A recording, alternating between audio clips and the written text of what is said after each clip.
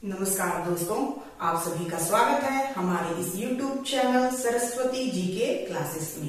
आज की इस क्लास में हम जानेंगे ताना भगत आंदोलन के बारे में। साथ ही हम ये जानेंगे कि इसके नेतृत्वकर्ता कौन थे, इसका नाम ताना भगत आंदोलन क्यों पड़ा, इन सब चीजों की जानकारी हासिल करेंगे। तो आइए शुरू करते हैं आज की क्लास। ताना भगत आंदोलन ये हुआ था 1914 ईस्वी में, और ये जो आंदोलन है वो धार्मिक और आर्थिक इन दोनों पृष्ठभूमियों से जुड़ा हुआ था। यानी कि ये जो आंदोलन चलाया गया था वो धार्मिक सुधार साथ साथ आर्थिक सुधार के लिए भी चलाया गया था। यानी कहा जा सकता है कि ये संस्कृतिकरण का आंदोलन था। ये जो ताना भगत आंदोलन था वो संस्कृतिकरण का आंदोलन था। इसके जो नेतृत्वकर्ता थे, वैसे तो इसके नेतृत्वकर्ता के रूप में जतरा उरांव का नाम आता है। हम लोग जानते हैं कि इसके ताना भगत आंदोलन से संबंधित थे जतरा उरांव, जिन्हें कि हम लोग जतरा भगत के नाम से भी जानते हैं। हम यहाँ पे जब हम आगे बढ़ेंगे तो हम ये भी जानेंगे कि ये जतरा उरांव जो थे उन्हें जतरा भगत का नाम कैसे दिया गया। तो पहले हम जान लेते हैं इनके नेतृत्वकर्ता के बारे में। फिर यहाँ पे आता है ताना भगत। ये ताना भगत कोई व्यक्ति नहीं है, बल्कि ये उरांव की एक शाखा है, और इस शाखा के सदस्यों ने मिलकर ये आंदोलन चलाया था। इसलिए इसे ताना भगत इसके नेतृत्वकर्ता के रूप में जाने जाते हैं। इसमें बहुत सारे लोग थे जो उरांव संप्रदाय, जो उरांव समुदाय है उसके ये धर्माचार्य थे, और इनके द्वारा ये आंदोलन चलाया गया था। फिर ये जो ताना है उसका शाब्दिक अर्थ होता है तानना या खींचना। यानी जो उरांव थे वे चाहते थे कि उनमें जो अंधविश्वास, जो कुरीतियां हैं उनको टान कर खींच कर बाहर निकाल दिया जाए, और इसलिए ये आंदोलन चलाया गया था। और इसी की वजह से इसका नाम पड़ा था ताना भगत। यानी कि सारी बुराइयों को, सारी अशुद्धियों को, जितनी भी तरह की अशुद्धियां उनमें थी या जो भी बुराइयां उनमें थी उनको टांग के और खींच के बाहर निकाल देना है। यही आंदोलन था ताना भगत। फिर ताना भगत आंदोलन जो एक संस्कृतिकरण आंदोलन था, ये हम लोग जान चुके हैं कि ये संस्कृतिकरण आंदोलन था। यानी कि धार्मिक सुधार और साथ साथ आर्थिक सुधार पर भी जोर दिया गया था, इसलिए इसे संस्कृतिकरण आंदोलन भी कहा जाता है।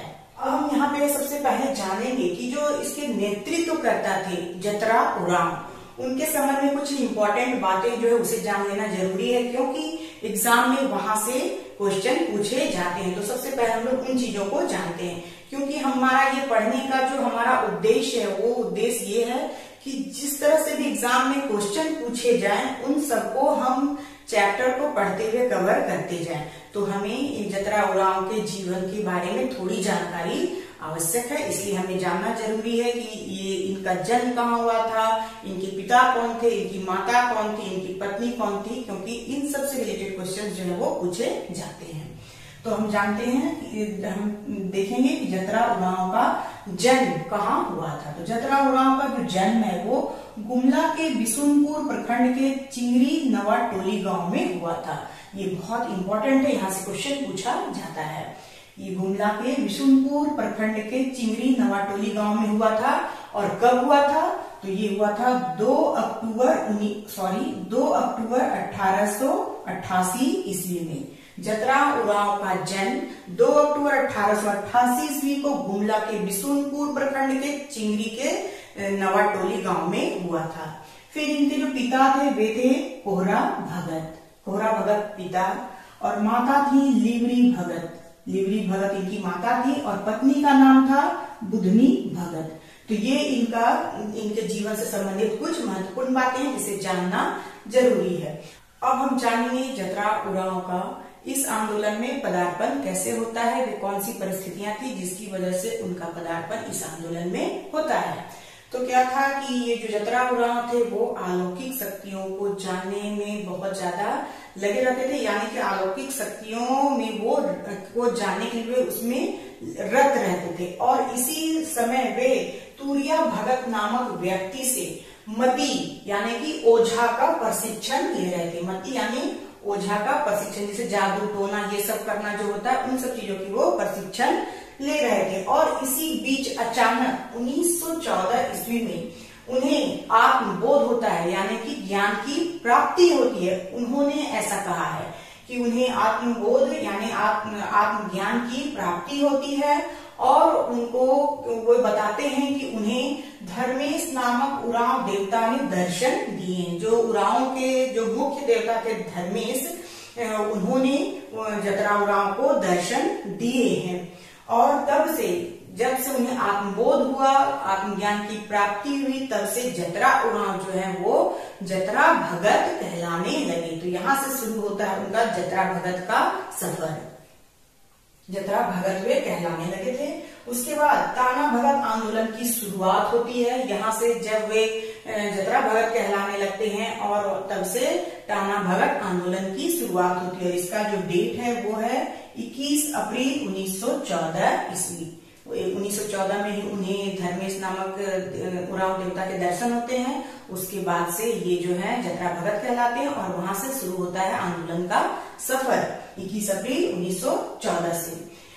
धार्मिक भावनाओं को जागृत कर उरांवों को संगठित करना शुरू किया। और यहाँ से इन्होंने क्या किया कि लोगों की धार्मिक भावनाओं को जागृत करके और उरांव लोगों को एकजुट संगठित करना इन्होंने शुरू कर दिया। जब इन्होंने धार्मिक स्तर पर लोगों को जागृत करके उरांव को जब इन्होंने संगठित करना शुरू किया, और उसके बाद इन्होंने उनके लिए कुछ नियम बनाए, अपने कुछ सिद्धांत लागू किए, आचार संहिता कुछ लागू की। वे कौन कौन से नियम या सिद्धांत थे? तो वे थे उरांव देवता धर्मेश की आराधना। इनका मानना था कि केवल एक देवता धर्मेश, जो कि उरांव के देवता थे, उनकी आराधना करनी चाहिए या करनी है, और ये ईश्वरवाद में विश्वास करते थे, आस्था रखते थे। फिर इन्होंने मांस और मदिरा का परित्याग करने के लिए कहा, क्योंकि इसके द्वारा ही लोगों की बर्बादी जो है वो होती है, ऐसा इन्होंने बताया था। फिर इन्होंने गाय और बैल को पवित्र पशु माना और कहा कि इनसे किसी भी तरह का काम जो है वो नहीं लेना है। उसके बाद मजदूर और कुली के रूप में काम नहीं करना है, इस पर भी इन्होंने जोर दिया। अब इन सारे नियमों का पालन जब उनके संगठन के लोग करने लगे या उरांव जनजाति करने लगी, तो जमींदारों को दिक्कत होने लगी, साहूकारों को दिक्कत होने लगे, ठेकेदारों को दिक्कत होने लगा, और इनके परेशानी के बढ़ने से कंपनी सरकार की भी परेशानियां बढ़ गई। क्योंकि अगर वे काम नहीं करेंगे, मजदूर नहीं बनेंगे, कुली नहीं बनेंगे, तो ठेकेदारों का काम नहीं होगा, कृषि का काम नहीं होगा, और इससे इफेक्ट पड़ेगा आर्थिक स्थिति पे। और यही हो रहा था। जतरा उरांव यही चाहते थे कि उनपे चोट हो, और वो कैसे हो सकता था? तो इन नियमों का पालन अगर किया जाए तो इससे कंपनी सरकार को, साथ ही गैर जो दीकू थे, गैर आदिवासी जो दीकू थे, उनको भी परेशानियां होने लगी। और इन परेशानियों के चलते ही 1916 ईस्वी में कंपनी सरकार की तरफ से जतरा भगत को 7 अनुयायियों के साथ गिरफ्तार कर लिया गया। फिर उनके सामने ऐसी शर्त रखी गई कि वे अपने सिद्धांतों का प्रचार नहीं करेंगे, किसी तरह का उत्पात नहीं करेंगे, लोगों को मजदूरी करने से नहीं रोकेंगे, कूली बनने से नहीं रोकेंगे, या फिर जो गाय और बैल को कृषि के काम में प्रयोग करने पर नहीं रोकेंगे। तभी इस शर्त पर उनको जेल से छोड़ा गया। जेल से उनको इसी शर्त पर रिहाई मिली। लेकिन रिहाई के 2 महीने के अंदर ही उनकी मृत्यु हो जाती है, क्योंकि जेल में उन्हें बहुत प्रताड़ित किया गया था। शायद इस वजह से 2 महीने के अंदर जतरा भगत की मृत्यु हो जाती है। मृत्यु तो इनकी हो जाती है, लेकिन यहाँ पे आंदोलन रुकता नहीं है और ये फलता फूलता रहता है। और विकसित हो रहा था, उसका फलने फूलने का एक बड़ा कारण क्या था? तो उसका मसीहाई स्वरूप। यानी जो उरांव थे, उन्हें ऐसा लगता था कि शायद कोई मसीहा आएगा बिरसा मुंडा की तरह, जो उन्हें इन परेशानियों से, दीकुओं से, कंपनी सरकारों से मुक्ति दिलाएगा। और यही मसीहाई रूप जो है इस आंदोलन को विकसित कर रहा था।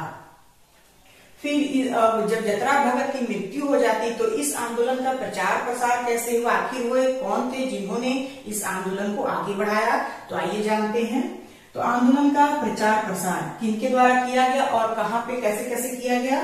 तो देवमनिया भगत एक महिला थी, जो कि जतरा भगत की समकालीन थी, और उन्होंने सिसई में इस आंदोलन का प्रचार प्रसार किया और इस आंदोलन को आगे बढ़ाया। साथ ही सीबू भगत नाम के व्यक्ति थे जिन्होंने मांडर में इस आंदोलन को आगे बढ़ाया। फिर बलराम भगत नाम के एक व्यक्ति थे, उन्होंने घाघरा में इस आंदोलन को आगे बढ़ाया।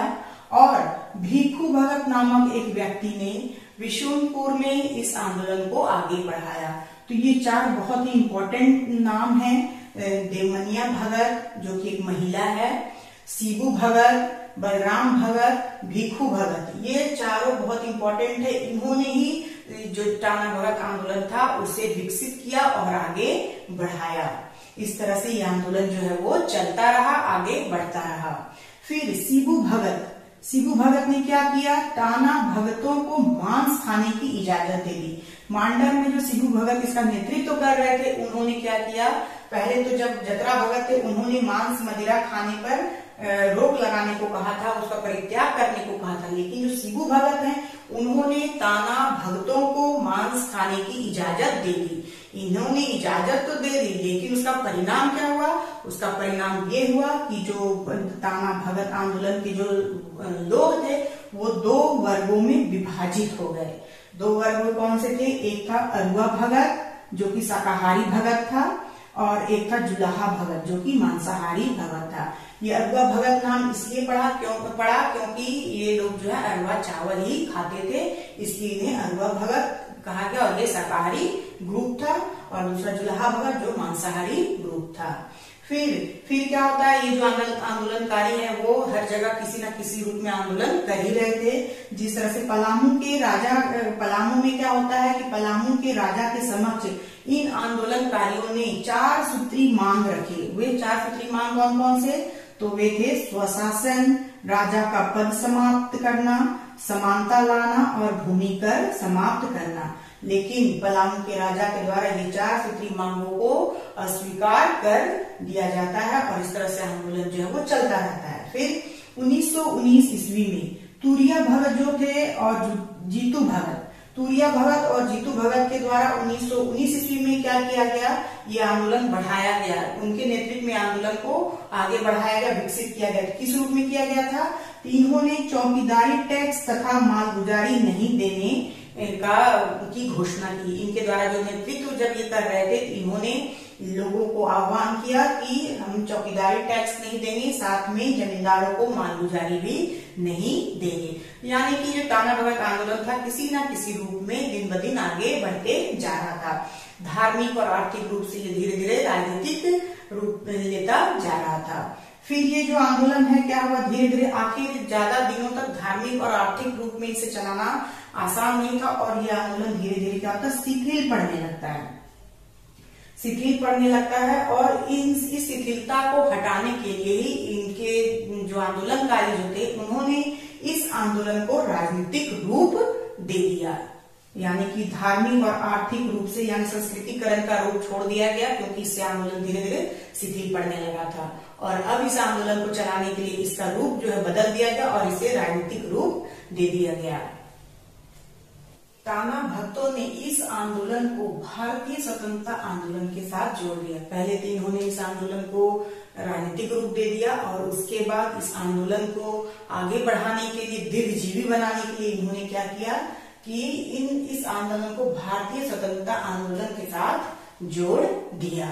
फिर गांधी जी के रूप में जतरा भगत का पुनर्जन्म ये लोग मानते हैं कि जो जतरा भगत थे उनके जो विचार थे या उनके जो सिद्धांत थे वो बिरसा मुंडा से मिलते थे, या बिरसा मुंडा के सिद्धांत ही जो थे वो जतरा भगत के सिद्धांत थे। और जतरा भगत की मृत्यु के बाद जब गांधी जी आते हैं राष्ट्रीय आंदोलन में, तो उन लोगों को ऐसा लगता है कि जो जतरा भगत का पुनर्जन्म हुआ है गांधी जी के रूप में। और इस तरह से 1921 ईस्वी में जब गांधी जी के द्वारा असहयोग आंदोलन चलाया जा रहा था, तब सीबू भगत के नेतृत्व में जो ताना भगत थे वे लोग भारतीय स्वतंत्रता आंदोलन में पहली बार शामिल हुए, असहयोग आंदोलन में सीबू भगत के नेतृत्व में।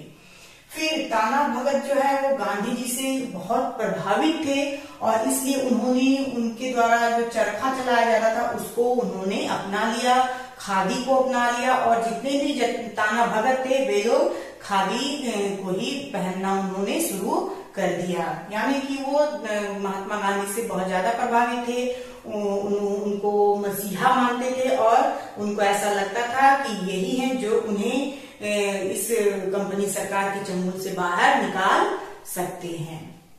फिर क्या था कि जो ताना भगत जो थे वे लोग एक भजन गुनगुनाते थे, टाना बाबा टाना टान टून टाना, ये भजन में गुनगुनाते थे। और जब ये भजन गुनगुनाते थे तो गांधी जी को ये जो टाना भगत है वो बहुत ही प्रिय लगते थे ये भजन गुनगुनाते हुए। यानी कि जो टाना भगत थे वे गांधी जी से बहुत ज्यादा प्रभावित थे और इधर गांधी जी भी जो है वो टाना भगतों से बहुत ज्यादा प्रभावित थे और उन्हें भजन गाते हुए देखना उन्हें बहुत प्रिय लगता था। फिर गांधी जी ने इनके बारे में कहा, फिर गांधी जी ने टाना भक्तों के बारे में कहा था कि टाना भगत उनके सर्वाधिक प्रिय अनुयायी हैं। तो यहाँ से क्वेश्चन बन सकता है कि गांधी जी ने किनके बारे में कहा था कि सबसे प्रिय अनुयायी हैं।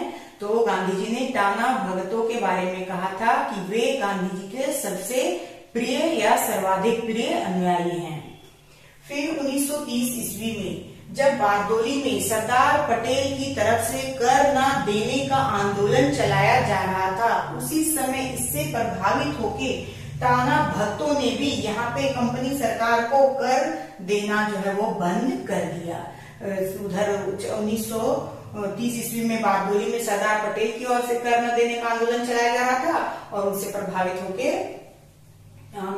जो टाना भगत हैं उन लोगों ने भी सरकार को कर देना जो है वो बंद कर दिया।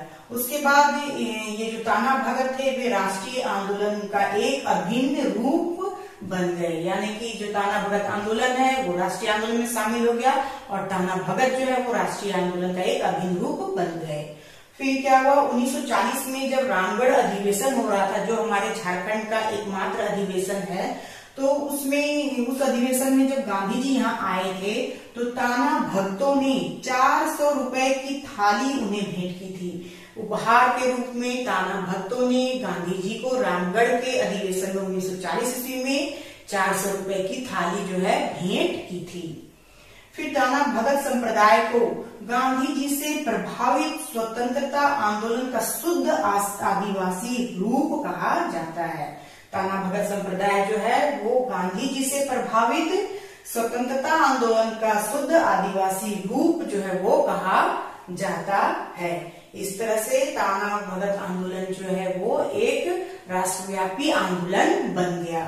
फिर टाना भगत आंदोलन का जो स्वरूप और जो उद्देश्य है उसकी दृष्टि से ये अपने पूर्ववर्ती जनजातीय आंदोलनों से भिन्न था। जनजातीय आंदोलन एक छोटे से एरिया में होता था या फिर एक सीमित एरिया में होता था और ये जो टाना भगत आंदोलन हुआ था वो राष्ट्रव्यापी आंदोलन बन गया था। फिर यह आंदोलन क्या था कि राष्ट्र की मुख्य धारा में आकर चलाया गया था। ये किसी एक का आंदोलन नहीं था। शुरुआत तो इसका धार्मिक और आर्थिक रूप से हुआ था, यानी जनजातियों की धार्मिक और आर्थिक स्थिति को लेके हुआ था, इसके संस्कृतिकरण को लेके हुआ था। लेकिन आगे चलकर ये क्या हुआ, एक राष्ट्र की मुख्य धारा में शामिल हो गया और एक राजनीतिक रूप इसने ले लिया। टाना भगत आंदोलनों की जो धार्मिकता थी उसके बहुत दूरगामी प्रभाव पड़े थे आदिवासियों की जागरूकता पर। फिर इसके द्वारा उन्होंने अपने शोषण, ये जो आंदोलन चला उसके द्वारा क्या हुआ कि जो आदिवासी थे वे लोग अपने शोषण के विरुद्ध विरोध व्यक्त करने और संघर्ष करने के लिए राजनीतिक आचार संहिता उनको प्राप्त हो गई थी। ये जो आंदोलन हुआ था इसके द्वारा क्या हुआ था कि शोषण के विरुद्ध विरोध व्यक्त करने और संघर्ष करने के लिए आदिवासियों को राजनीतिक आचार संहिता प्राप्त हुई थी इस आंदोलन के द्वारा। आज भी टाना भक्तों में केवल उरांव ही नहीं बल्कि मुंडा और खड़िया भी शामिल हैं। भले ही इसमें उरांव की संख्या अभी भी सबसे ज्यादा है। ये जो टाना भगत जो है उसमें अब केवल उरांव ही नहीं है बल्कि उसमें मुंडा और खड़िया भी शामिल हो गए। भले ही अभी उरांव की संख्या अभी भी सबसे ज्यादा है टाना भक्तों में। इस तरह से जो है ये आंदोलन जो है टाना भगत आंदोलन अपने पूर्ववर्ती जनजातीय आंदोलनों से भिन्न था। इसकी प्रकृति भिन्न थी, इसके सिद्धांत भिन्न थे और ये आगे चल के एक राष्ट्रव्यापी आंदोलन जो है वो बन गया और इस आंदोलन में इसने महत्वपूर्ण भूमिका निभाई। फिर यहाँ मैंने एक नोट करके लिखा है, ये मैं पहले बताना भूल गई थी इसलिए मैंने यहाँ लिख दिया है कि उरांव का धर्म जो है वो कुडुख धर्म कहलाता है। उरांव का धर्म कुडुख धर्म कहलाता है, ये क्वेश्चन पूछा जा सकता है, इसलिए मैंने इसे यहाँ नोट के रूप में लिखा है, तो इसे आप नोट कर लेंगे। ये था हमारा ताना भगत आंदोलन, जो कि एक धार्मिक आर्थिक आंदोलन की शुरुआत से होते होते, अपने संस्कृतिकरण की शुरुआत से होते होते ये एक राजनीतिक और राष्ट्रव्यापी आंदोलन बन गया और इसने भारतीय स्वतंत्रता संग्राम में बहुत ही महत्वपूर्ण भूमिका निभाई। तो आज के लिए बस इतना ही। नेक्स्ट वीडियो में हम मिलते हैं 1857 की क्रांति का झारखंड के ऊपर क्या प्रभाव पड़ा उसके साथ। तब तक के लिए धन्यवाद। जय हिंद, वंदे मातरम।